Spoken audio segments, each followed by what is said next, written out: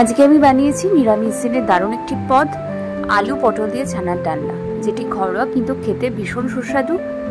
এই রান্নাটা রুটি, লুচি, পরোটা, ভাত, পোলাও যে কোনো কিছুর সাথে দারুণভাবে ম্যাচ হয়ে যায়। আজকে আমার ভিডিওতে আছে শুধু ছানার ডালনার রেসিপি নয়, তার সাথে আমি বাড়িতে কিভাবে দুধ থেকে ছানা বানাই সেটারও ভিডিও। সুতরাং ভিডিওটা প্রথম থেকে শেষ অবধি স্কিপ না করেই দেখে ফেলুন। আমি এখানে 700 ml মতো দুধ নিয়েছি, সেটাকে ফুটিয়ে অল্প একটু ভিনিগার দিয়ে ছানা কাটিয়ে নিলাম।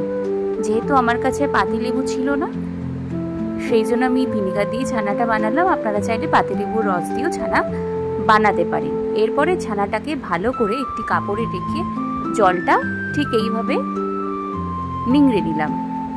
দেখতে হবে ছানায় যেন একদম জল না থাকে। পুরোপুরিভাবে জল নিংড়ানোর পরে একটা প্লেটে ছানাটাকে রেখে ভালোভাবে হাতের সাহায্যে প্রেস করে মেখে নিতে হবে এবং সামান্য একটু ময়দা দিয়ে আবার ভালো করে মেখে নিয়ে হাতের সাহায্যে এইভাবে ছানার বড়ার আকারে গোল গোল করে নিলাম। এরপরে আলুগুলোকে ঠিক এইভাবে ডুমো ডুমো করে কেটে, পটলগুলোকে হালকা খোসা ছাড়িয়ে এইভাবে কেটে নিলাম। কড়াইতে সর্ষের তেল গরম করে সামান্য নুন দিয়ে একে একে ছানার বড়াগুলোকে ভেজে নিলাম। ছানার বড়াগুলোকে ঠিক 2 পিঠ ভালো করে লাল লাল করে ভেজে নিতে হবে। এরপর সেই তেলে প্রথমে আলুগুলোকে একটু ভালো করে ভেজে নিলাম এবং কড়াইতে আরেকটু তেল দিয়ে কেটে রাখা পটলগুলোকে একদম লাল লাল করে ভেজে নিলাম। এরপর কড়াইতে আরেকটু সর্ষের তেল দিয়ে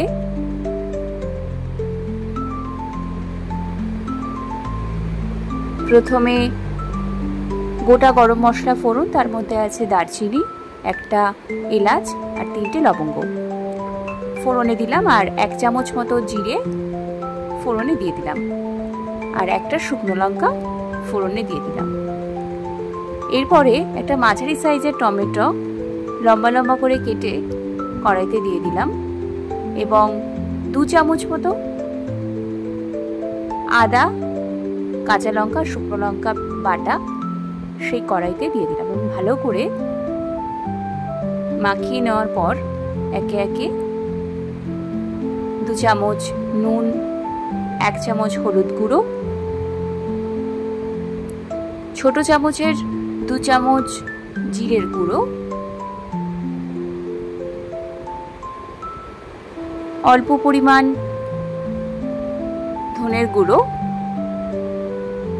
দিয়ে ভালো করে মশলাটা মাখিয়ে কষিয়ে নিচ্ছি।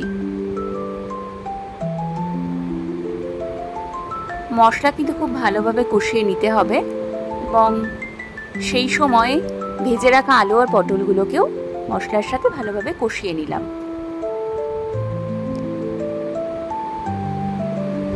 মশলা কষানো হয়ে গেলে পরিমাণ মতো জল ঢেলে দিলাম কড়াইতে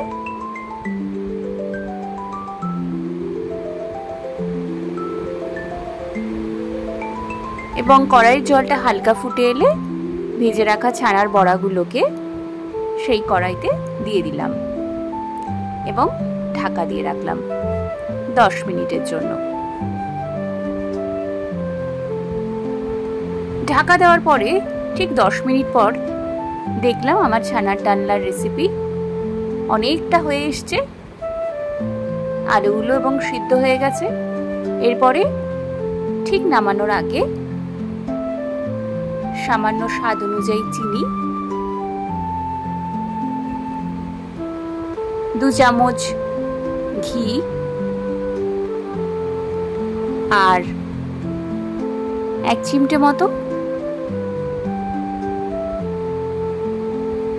গরম মশলার গুঁড়ো দিয়ে আমার রান্নাটা আজকে সম্পূর্ণ করলাম।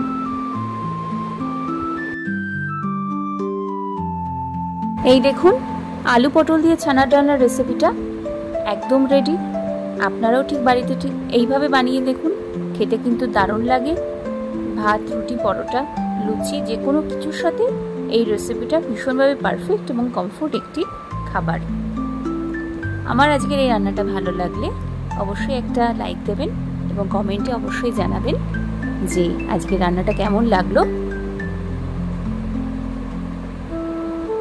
আমার এই রকম ঘরোয়া রান্নার স্বাদ পেতে হলে আমার চ্যানেল কৈলোপিডিয়াতে সাবস্ক্রাইব করতে একদম ভুলবেন না।